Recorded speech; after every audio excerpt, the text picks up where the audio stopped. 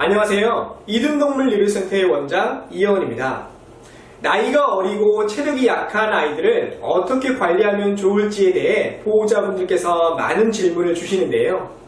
그래서 오늘은 아이들 건강하게 키우는 팁으로 어린아이들 관리하는 핵심사항 4가지에 대해서 알아볼 수 있도록 하겠습니다.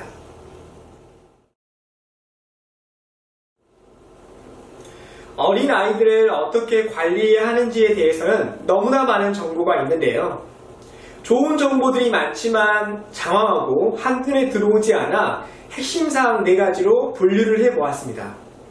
수의학적으로 4가지를 낮게 유지하면 안 된다는 것이 포인트인데요.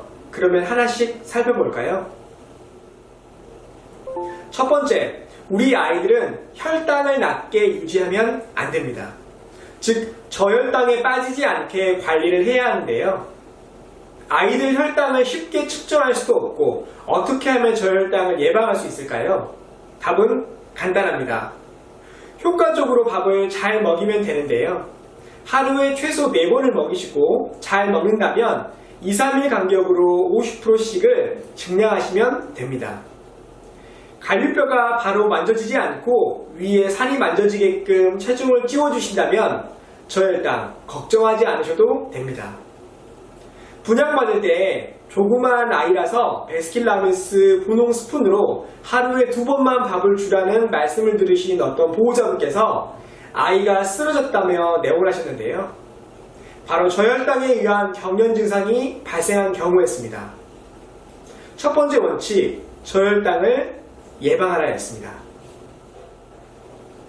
두 번째는 체온을 낮게 유지하시면 안 됩니다.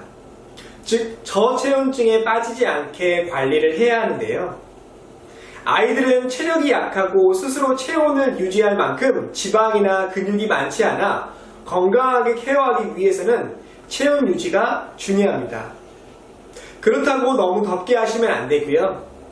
따뜻한 바닥에 푹신한 이불이나 패드를 깔고 또 본인이 추우면 들어갈 수 있도록 이불을 주시는 것도 좋은 방법입니다.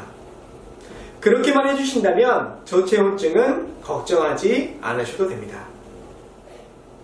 세 번째는 혈액량을 낮게 유지하시면 안 됩니다. 즉, 저혈당증에 빠지지 않게 관리를 해야 하는데요. 저혈당증이란 쉽게 몸에서 수분이 소실된다고 생각하시면 되는데요.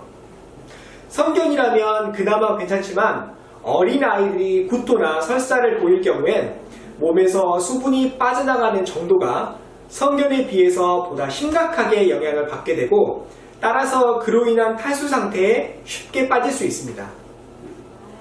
어린 나이에 탈수에 빠질 경우 기력 소실 및 식욕 부진으로 앞서 말씀드린 저혈당으로 쉽게 발전할 수 있는데요.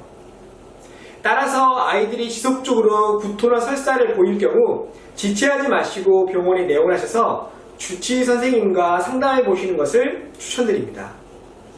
또한 구토나 설사 이후에 기력이 없는 아이들은 조기에 수액을 맞추는 것도 질환의 악화를 예방할 수 있습니다. 세 번째 원칙, 저혈당증은 구토나 설사를 조기에 관리한다 했습니다.